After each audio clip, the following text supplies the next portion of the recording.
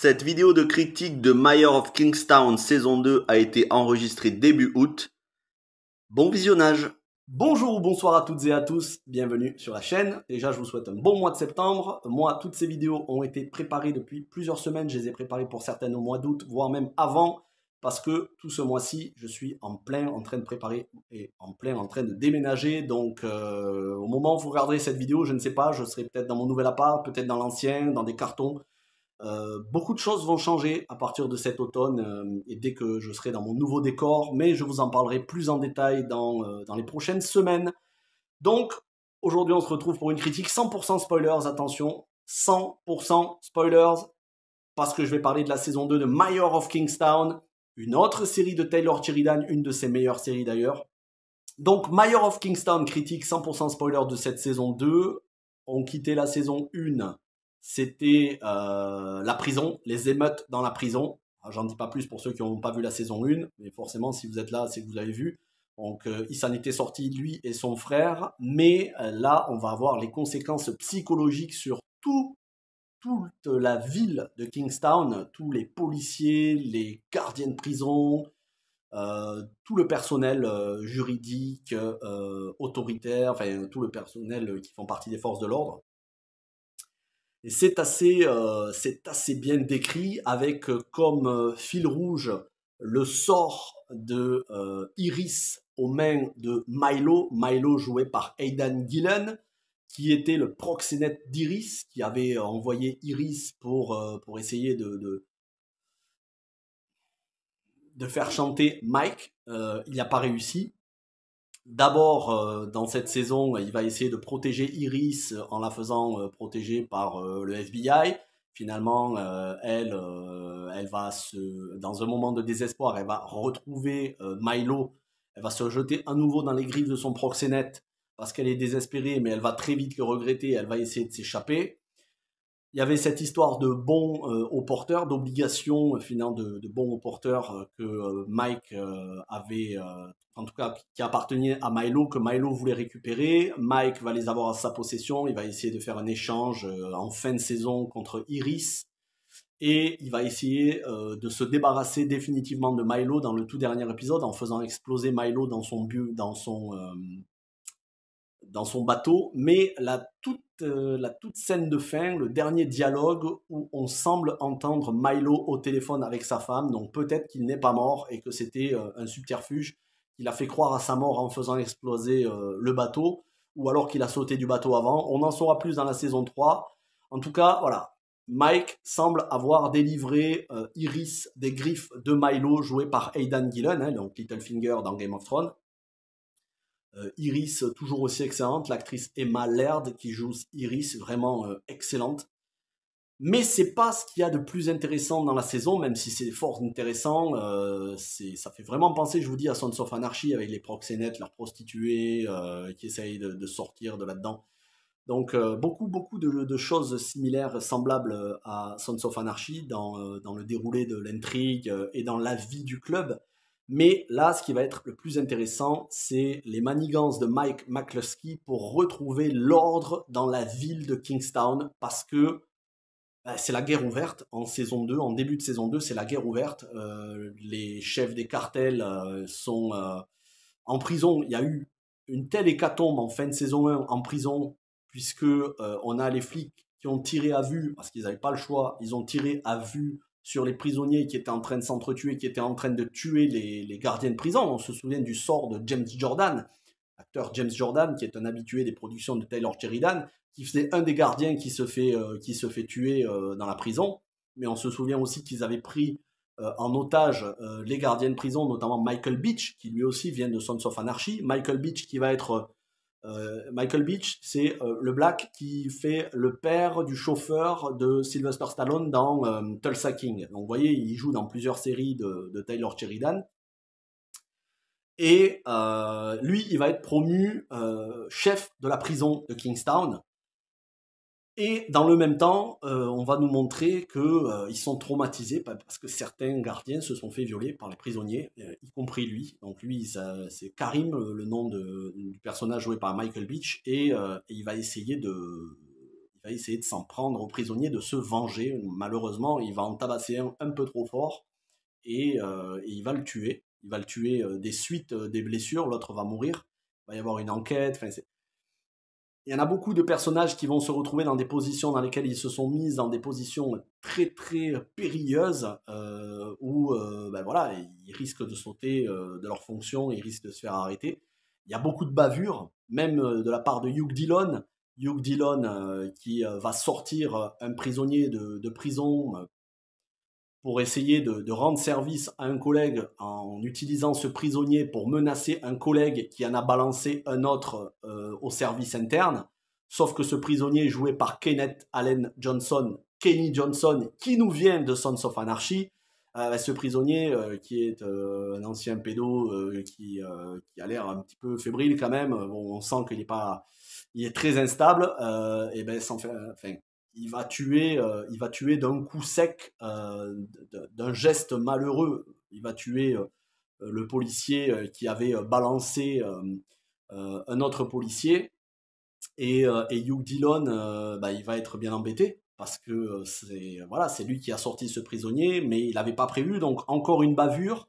Le chef du pénitencier, lui aussi, qui a une bavure sur les bras. Beaucoup de gens qui font des choses qui sont assez illégales, malgré le fait qu'ils soient policiers ou gardiens de prison, bah, ils font des choses qui sont illégales et ils vont faire une alliance avec les chefs des différents cartels. Et ça, c'est Mike, joué par Jeremy Renner, c'est Mike qui va tenter de manière assez audacieuse et très risquée, qui va tenter de ramener la paix dans la rue parce que tout le monde se fait abattre à vue, les gangs ils s'entretuent, hein, il n'y a plus vraiment de chefs. Donc, il va faire arrêter les chefs des différents cartels, les mettre en prison pour qu'ils désignent de nouveaux chefs pour gérer les gangs à l'intérieur des prisons et ensuite les ressortir dehors, les remettre en liberté pour qu'il y ait à la fois des chefs de gang dans les prisons mais aussi en dehors dans la rue et pour que le calme revienne et que chaque gang reste dans son secteur.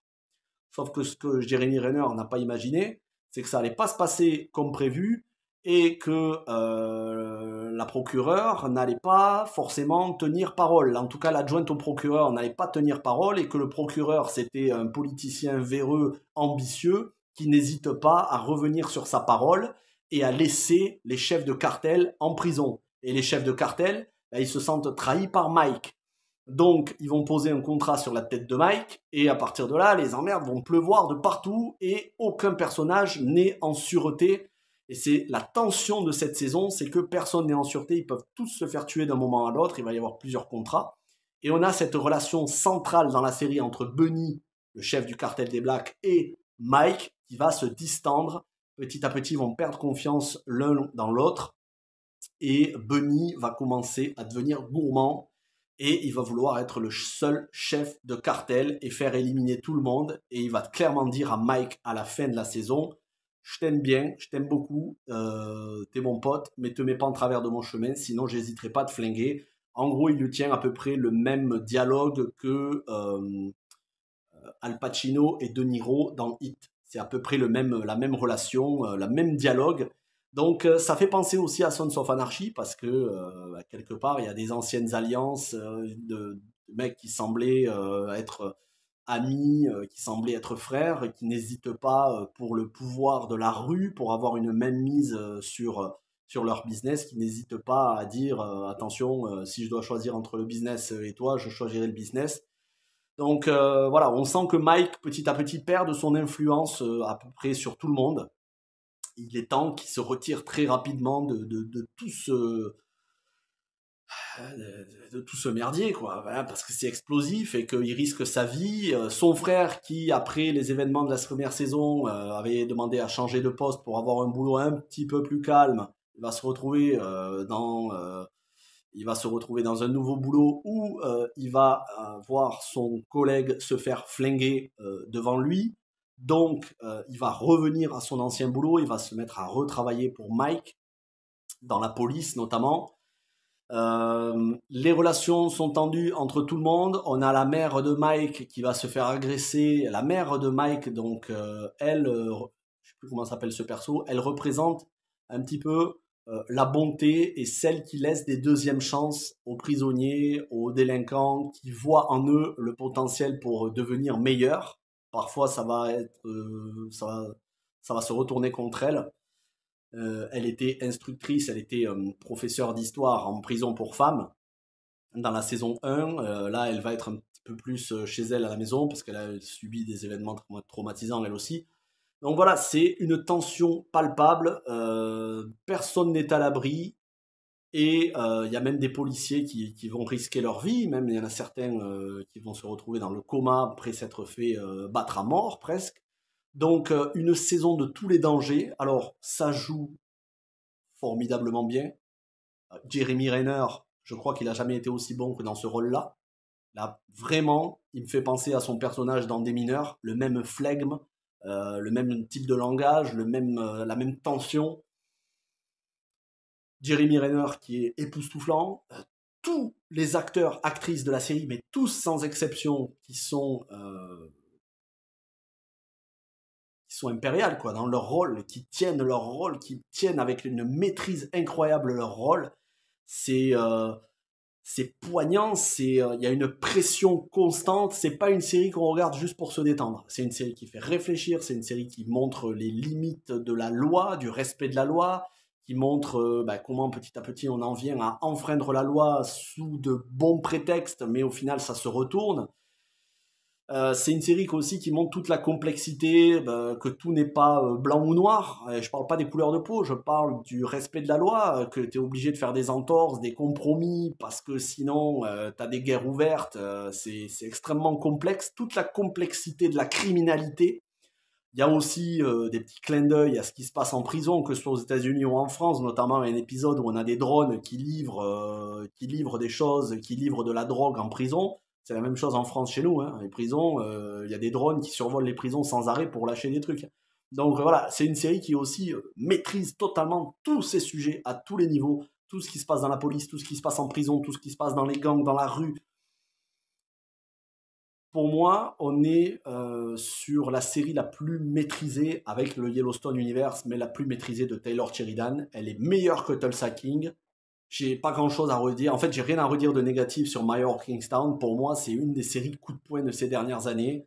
Et si je dois vous recommander, bien évidemment, ce sera Sons of Anarchy, ce sera The Shield, hein. Ce sera We Own This City, toujours par David Simon, le même créateur de The Wire sur écoute. Oz, bien sûr. Donc voilà, tout ce genre de séries, c'est des séries vraies, qui parlent de choses vraies, qui parlent de réel, avec toute la complexité qu'on ne retrouve pas sur les chaînes d'information. Autant de choses que vous ne verrez que très peu, sauf dans des documentaires, mais c'est vraiment extrêmement bien documenté et voilà, on se dit que c'est vraiment un enfer et qu'on n'aimerait pas être à leur place. En tout cas, si vous avez aimé la série comme moi, n'hésitez pas à me le dire en commentaire. Merci à toutes et à tous, portez-vous bien, à très vite, ciao tout le monde.